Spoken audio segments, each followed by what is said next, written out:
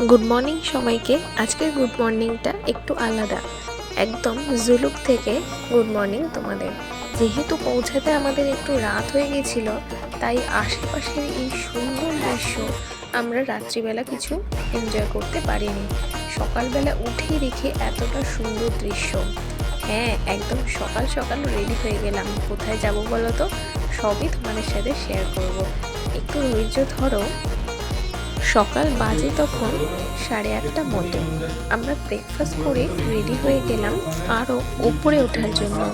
সকালবেলা ঘুম থেকে উঠেই দেখি ঠিক হোটেলের বাইরে এমন অপরূপ দৃশ্য। এইগুলোকে যদি ক্যামেরাবন্দি না করেই নিয়ে গেলাম তাহলে আর কি করলাম বলো। ড্রাইভার কাকু আমাদের বলে নিজেই লেট করে বসলো সেদিন আসতে, সেই জন্য আর আমরা সেই সুযোগে কতগুলো ছবি তুলে নিলাম। চলো এবার যাত্রা শুরু করি। আমাদের প্রথম গন্তব্যস্থল হবে সিল্ক রুট, এবং রাস্তায় যেতে যেতে যা যা সাইট সিন আমরা পাবো সব কিছুকে কভার করব। ফার্স্ট আমরা এসে পৌঁছালাম গানেক ভিউ পয়েন্টে। এর পরের ভিউ পয়েন্ট হবে থাম্বি ভিউ পয়েন্ট। জুলুক থেকে ওপরে উঠতেই মাত্র 30 থেকে 40 মিনিটের মধ্যে এই গন্তব্যস্থল পড়বে। কাকুর কথা মতো শুনেই এখানে আমাদের নামা, এবং যথারীতি জায়গাটা সত্যি ভীষণ সুন্দর। এখান থেকে প্রায় আর অর্ধেক রাস্তা মতো উঠতে হবে, তাই এখানকার ভিউটা প্রায় অর্ধ সিল্ক রুট আমরা উপর দিয়ে দেখে অনুভব করেছিলাম। চলো তোমাদের সাথেও যা যা আমরা ক্যামেরা বন্দি করে নিয়ে এসেছি সেগুলো অবশ্যই শেয়ার করব, দেখতে থাকো। বেশ ভালোই সুন্দর কিন্তু ছিল জায়গাটা। আর কি বলতো, যতই উপরে উঠছি ঠান্ডা ততটাই বাড়তে লাগলো। যেন প্রাকৃতিক সৌন্দর্যে ভরপুর এই সম্পূর্ণ জুলুক জায়গাটা এতটা মনোরম, এত সুন্দর, যেন মনে হচ্ছে একটু হাত বাড়ালেই এক টুকরো মেঘ আমার হাতে আমি বন্দি করে নিতে পারবো। আজকের পুরো জার্নিটাই অত্যন্ত এক্সাইটেড হতে চলেছে আমার জন্য, আমি বুঝতেই পারছি। আর এই জায়গাটাকে কেন সবাই এত ভয়ঙ্কর সুন্দর বলে আমি সেটাও বুঝতে পারছি। রাস্তাটা যেমন ছিল অত্যন্ত ভয়ানক, সেরকম ছিল ভয়ানক সুন্দর। হয়তো সেই জন্যই এর নাম ভয়ঙ্কর সুন্দর। আচ্ছা চলো চলো, একটাই জায়গা কি তোমাদের শুধু আজকে দেখাবো? আজকে অনেক জায়গা ঘুরেছি, সবই তোমাদের সাথে শেয়ার করব। চলো দেখতে থাকো। এক টুকরো সুন্দর স্মৃতি এখান থেকে নিয়ে আবার গাড়িতে উঠে চললাম আমাদের নেক্সট ডেস্টিনেশনের উদ্দেশ্যে। মাঝখানে যত যা সাইট সিন পাবো সবই চুষে খাওয়ার ইচ্ছা আছে আজকে। চলো। আচ্ছা, এই যে রাস্তায় তোমরা সাদা সাদা পতাকার মতো এগুলো কি আমি জানি না, সবাই কমেন্টে কিন্তু জানলে অবশ্যই আমাকে জানিও। এই দেখো সিল্ক রুট এখান থেকে অল্প অল্প দেখা যাচ্ছে। রাস্তাটা বেশ সুন্দর জানো তো, কিন্তু ভয়ঙ্করও বটে। চলো, যত সামনের দিকে এগোতে লাগলাম তত আরও এক্সাইটেড হয়ে যাচ্ছিলাম। সেদিনকার ওয়েদার ছিল চমৎকার, রোদ ঝলমলে আকাশ, এবং চারিদিক তা করা যাচ্ছে কিছুটা সামনে গেলেই কাঞ্চনজঙ্ঘা দেখা পেতে পারি। চলো, যেমন কথা তেমন কাজ, একদম দেখা মাত্রই নেমে পড়লাম। ওই দেখো আমাদের পেছনে দেখা যাচ্ছে, ভিডিওতে কতটা বোঝা যাচ্ছে আমি জানি না, তবে নেমেই যে যটা পারলাম ছবি তুলে নিলাম, এবং এখান থেকেও যতটা মেমোরি আমাদের সঙ্গে করে নিয়ে যায় সেটাই চেষ্টা করলাম। এখনও অবধি আমাদের কপালটা মনে হচ্ছিল বেশ ভালোই জানো তো। যত সামনে এগোতে লাগলাম একটু ভয় লাগছিল গল্প শুনে। এখানকার ড্রাইভার কাকু বলতে লাগলো ওয়েদার যদি মেঘলা করে আসে রাস্তায় মেঘ নামার চান্স থাকে, তখন রাস্তা অনেক বেশি ডেঞ্জারাস হয়ে যায়। চলো, আমরা এই ধরনের এক্সাইটমেন্ট নিয়ে সামনে এগোতে লাগলাম, এবং আমাদের সামনে গন্তব্যস্থল হলো থাম্বি ভিউ পয়েন্ট। এখান থেকে সিল্ক রুটের প্রায় এক অংশ আমরা দেখতে পাবো। চলো তাহলে সামনে এগোতে থাকি, এবং তোমাদের অবশ্যই সাথে শেয়ার করব যে আমরা কি কি দেখলাম। চারপাশ দেখে বিশ্বাস করো আমাদের আর এক্সাইটমেন্ট ধরছিল না, কখন যেন মনে হচ্ছিল গাড়ি থেকে নামবো এবং ভিউ পয়েন্টটা এনজয় করব। মনে করা হয় এখন যেখানে যাচ্ছি সেটা পূর্ব সিকিমের গোটা সিল্ক রুটের মধ্যে একটা ছোট্ট অংশ মাত্র। রেশম তো এখানে পরিবহন করা হতো, তার সাথে সাথে আরও এরকম অনেক জিনিস আছে এই রাস্তা দিয়ে পরিবহন করা হতো, তাই জন্যে এই রাস্তার নাম সিল্ক রুট। এই ভিউ পয়েন্টের উচ্চতা প্রায় 11,200 ফিট মতো। গাড়ি থেকে নেমে পড়লাম এই ভিউ পয়েন্ট এনজয় করার জন্য। চারপাশটা দেখো একদম মেঘে ঢেকে গেছে। যাকে বাবা, আমাদের কাঞ্চনজঙ্ঘা ভিউ পয়েন্টটা এখান থেকেও আমরা পরিষ্কার দেখতে পাচ্ছিলাম, যেমন ভিডিওর ডান দিকে তোমরা দেখতে পাচ্ছ। এখানে আমরা প্রায় 15 থেকে 20 মিনিট থেকেছিলাম এবং এই ভিউ পয়েন্ট এনজয় করেছিলাম। ওয়েদার যদি পুরোপুরি মেঘলা হয়ে যেত, আমরা তাহলে সামনের ভিউ পয়েন্টগুলো এনজয় করতে পারতাম না। তাই চটপট করে এখানে যা যা মেমোরি কালেক্ট করা যায় সেগুলো করে নিয়ে চটপট করে আমরা উঠে পড়লাম গাড়িতে। এবার অপেক্ষা নেক্সট ডেস্টিনেশনের। বিশ্বাস করো, যেতে তো একেবারে ইচ্ছা করছিল না এখানটা ছেড়ে। এতটা সুন্দর আর সেরকম পরিমাণ ঠান্ডাও লাগছিল, আর মনে মনে ভাবছিলাম এইবার কখন বরফ দেখব। এত দূর তো এনজয়মেন্ট হলো। প্রায় 25 মিনিট মতো যাওয়ার পর অবশেষে দেখা মিলল বরফের। অসাধারণ এই ফিলিংস সত্যি বলে বোঝানো যাবে না। আমি জানি না তোমরা কারা কারা পছন্দ করো, তবে আমার এই জায়গায় আসার কারণই হচ্ছে এইটা। আমি ভীষণই ভালোবাসি বরফ, এই কারণে এখানে আসা। চলো, যত সামনে এগোতে লাগলাম বরফ বাড়তে লাগলো এবং এক্সাইটমেন্টও তুঙ্গে।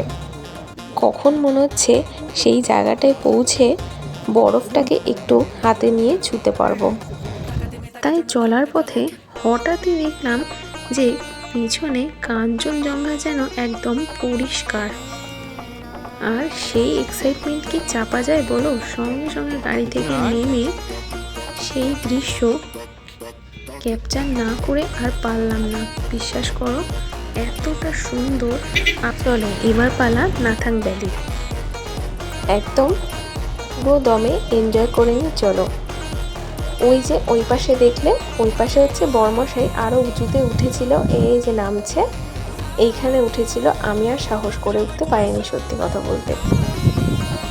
এখানে প্রায় আমাদের 1 ঘন্টা 15 মিনিট কি তারও বেশিক্ষণ হয়তো এখানে আমরা ছিলাম। এনজয় করতে করতে কখন যে সময় কেটে গেল বুঝতেই পারলাম না। অনেকজন জানো তো এখানে আমাদের বন্ধু বান্ধব তৈরি হয়েছিল। আমাদের মতোই একটা গ্যাং এখানে গিয়েছিল, তাদের সাথে অনেক মজা করে আবার সামনের গন্তব্যস্থলের দিকে এগোতে থাকলাম। দেখতে পাচ্ছ প্রচুর কিন্তু বরফ আমরা পেয়েছি। বর্মশাইয়ের কাছে আবদার করেছি পরের বার যখনই আসবো তখনই নাথাং ভ্যালিতে এসে উঠব। তাই খুব এক্সাইটেড লাগছে। সকালবেলা রুমের বাইরে যদি এরকম দৃশ্য দেখতে পাই, এর থেকে ভালো আর কিছু হতে পারে না।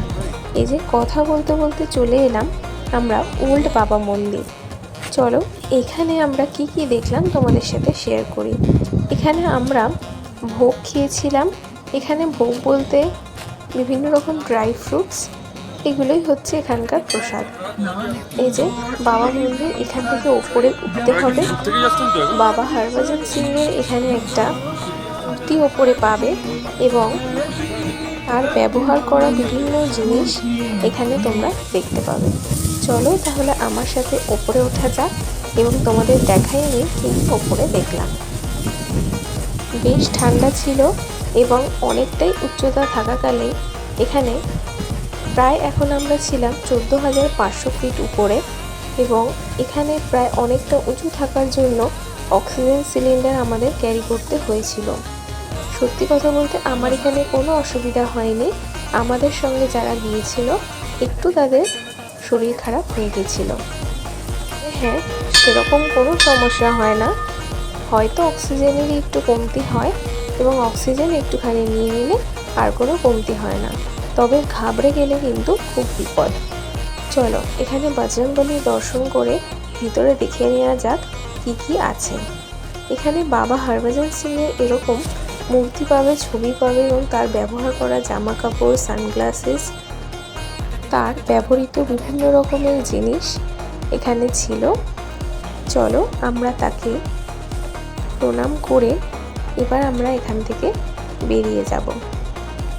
যুদ্ধ চলাকালীন যখন তার বডি খুঁজে পাওয়া যাচ্ছিল না, তখন প্রায় তাকে ভাগোড়া নামক একটা ট্যাগ দিয়ে দেওয়া হয়েছিল। প্রায় 3 দিন তার বডি কোনোভাবে খুঁজে পাওয়া যায়নি।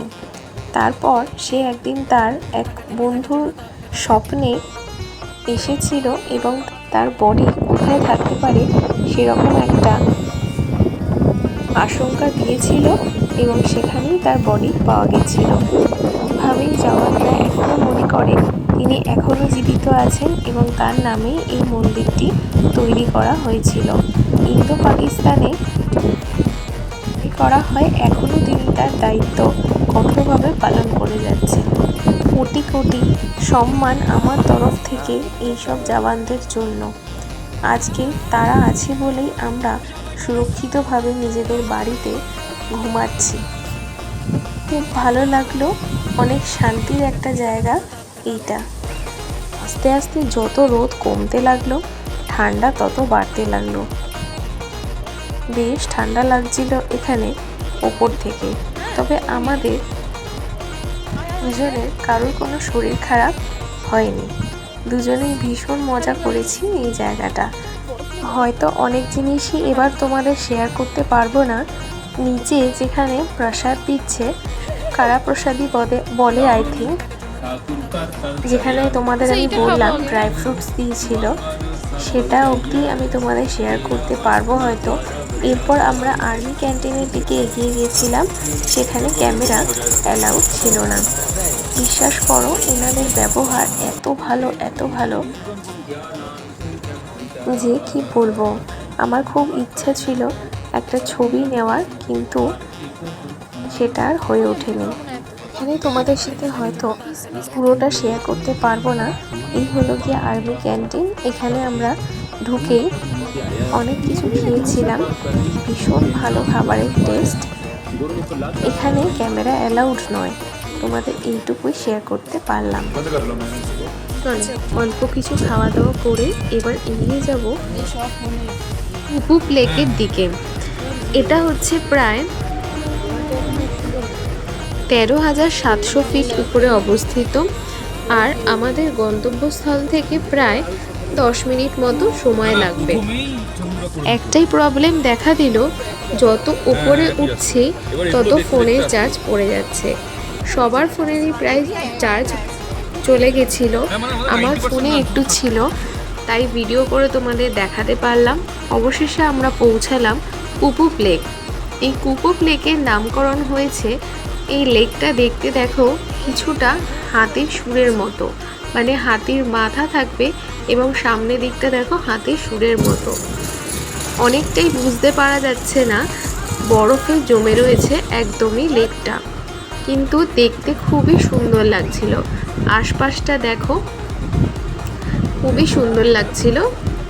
সবাই মিলে এখানেও অনেকগুলো মেমোরি ক্রিয়েট করেছিলাম। হয়তো আমাদের লাস্ট ডেস্টিনেশন এটাই হবে। ছাঙ্গু লেকে আমাদের পারমিশন থাকা সত্ত্বেও আমরা যেতে পারিনি। সকালবেলা একটা অ্যাক্সিডেন্ট হওয়ায় আমরা এই অবধি গেলাম। সত্যি কথা বলতে ছাঙ্গু লেক আমার আগে ঘোরা, সেই জন্য বড়মশাইকে আর চাপ দিলাম না, নইলে নিশ্চয়ই যেতাম। বেশ ভালোই ঠান্ডাটা লাগছিল, খুব বেশি ঠান্ডা সত্যি কথা বলতে আমার লাগছিল না। চলো তাহলে এবার রিটার্ন আসার পালা।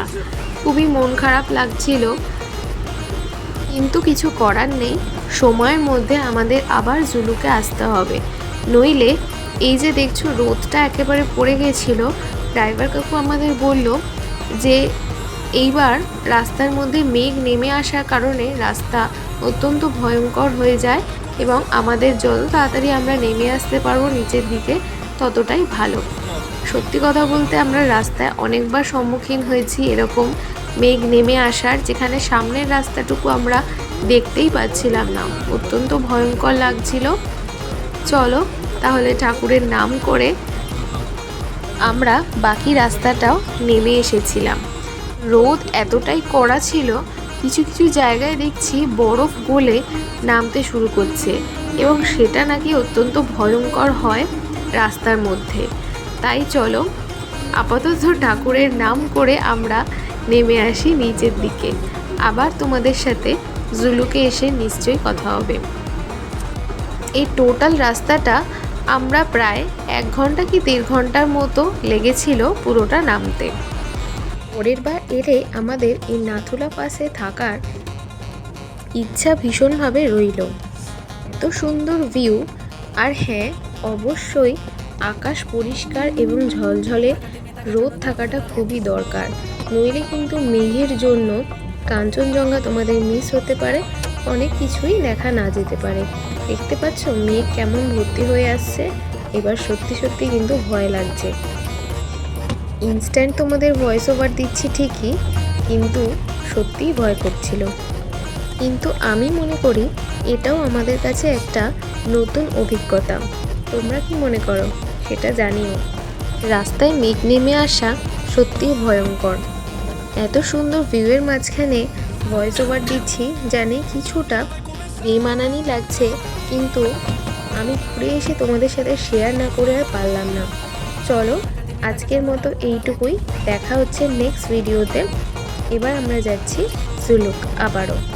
Tata, bye bye.